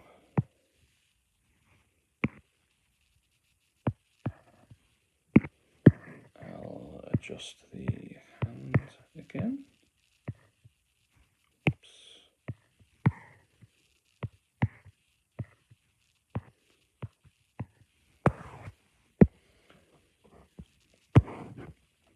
And I think, similarly to the other side, just to help with castability, I will bring this down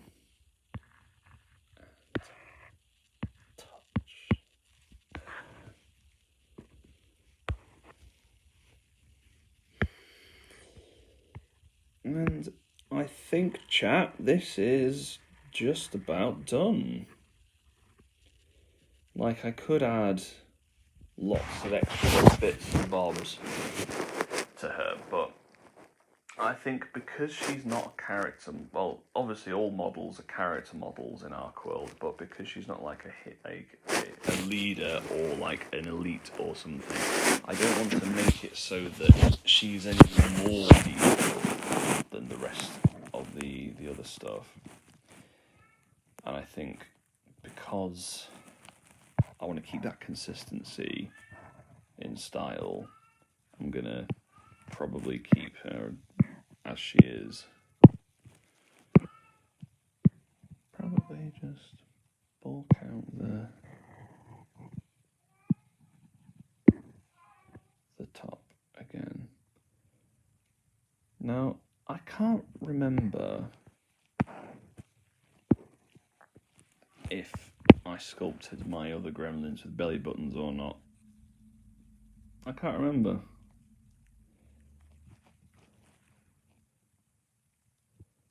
Can someone in the chat check for me, please?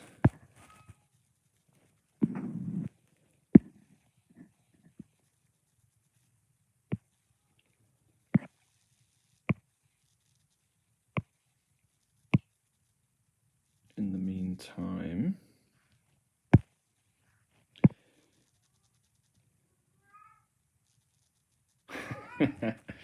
belly button ring if so.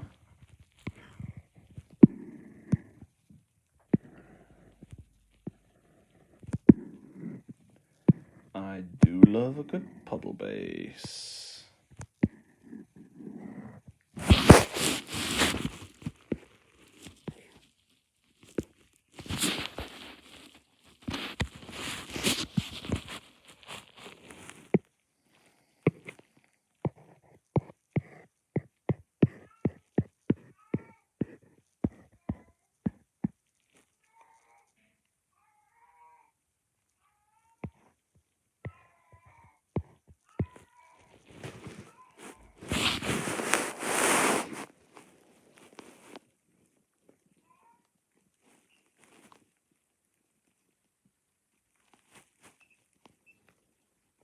One second, guys.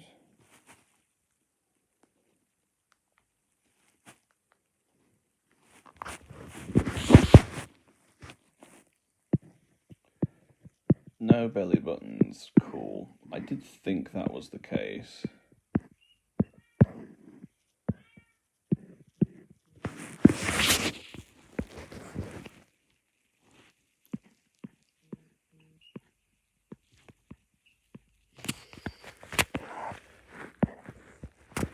So this is also something we've got to be really careful with, because I do like puddle bases. I'm a sucker for tradition.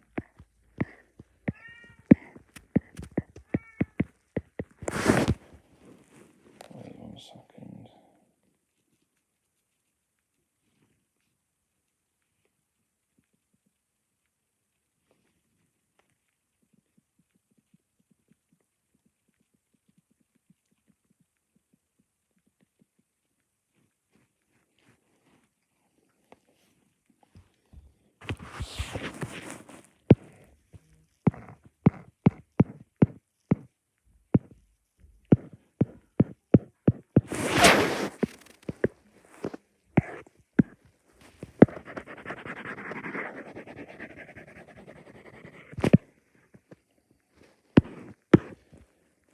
Yeah, just got to make sure that the puddle base makes contact with the feet, because there's been a couple of models where, because I hadn't been careful, they didn't print or cast right. So this is something I'm always very careful to do.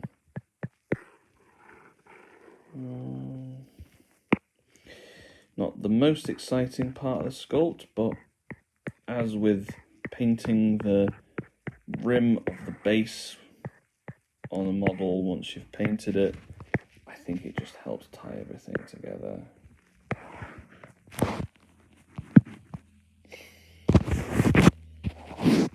Okay, then I'll use my rectangle tool.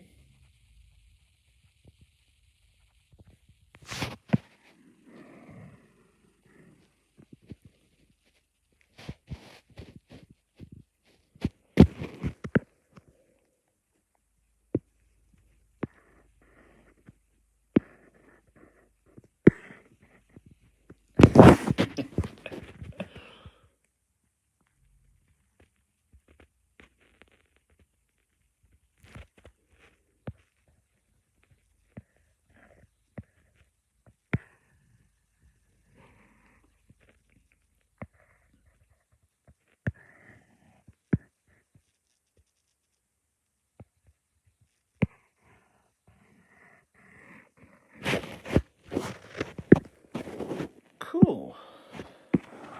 So I think that's pretty much. Just do a little bit of, oh no, that looks awful.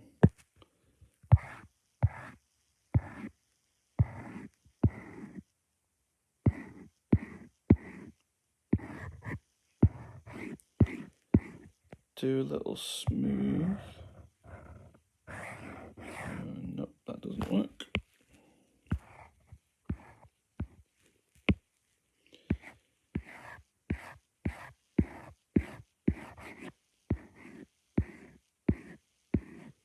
Inflate, there we go. Just so it's not as sharp of a cut.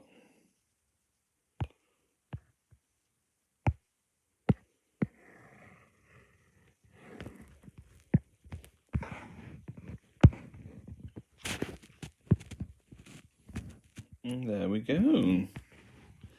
I think she's just about done.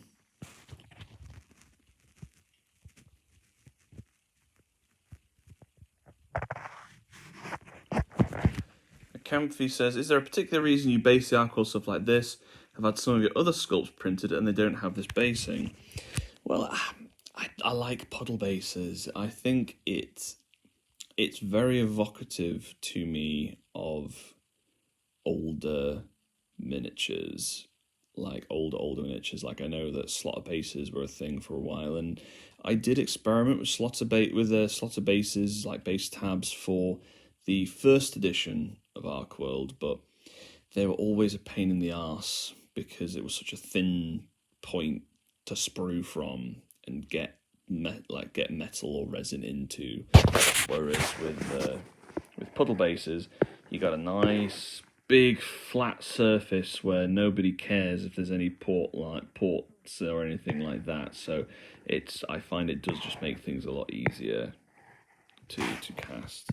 And I just like them. I like the model to feel like a solid finished piece without having to glue a base on. Obviously, I do, and it's common to do so, especially if you're playing games with them. But I do like an integral base.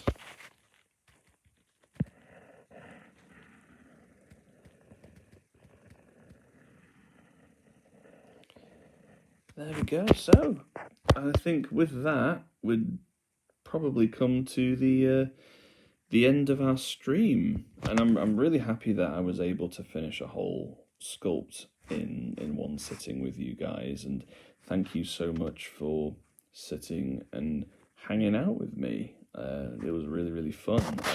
And would you be interested in another sculpting night? Like, I think maybe doing another one next Tuesday at the same time.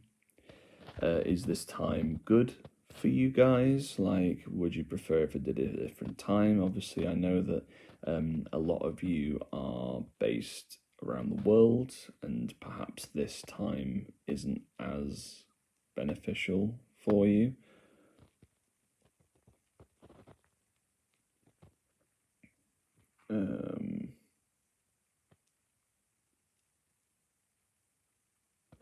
Dagfin saying, could this puddle base be the same size as the slot in the plastic lipped base? Maybe. it might just be around that, depending on how big she's scaled. The Ram's Den, top that lad. I'd defo watch another. This was really nice, really chill. Thank you. Campy, 100% please do. I love watching this process. Doc Phantoms, absolutely. This was great. Thank you. Henry, down. Don't tease us, Alex. This last needs to appear. Perhaps she'll find our Dutch prospector. Love to see another. Well, I will definitely making her as part of the campaign, and I'll be sure to post her up on the Kickstarter page, and perhaps next time we could make her a brother or a sister to go alongside. Dagfin, yes, please, to another Sculpt stream. Mr. Meyer would prefer it an hour sooner. Yes, I forget that you folks in Scandinavia are a little bit further ahead. Like I think I might have to do a poll, perhaps, of when would be best. Because I'm thinking it might... Actually, no, I don't think it would work. Obviously, timings are always a little bit funny with people around the world. But if there is a time that you would prefer, definitely suggest it. Like, if it's something that I can do during the day, because as you can probably tell, I'm based in the UK.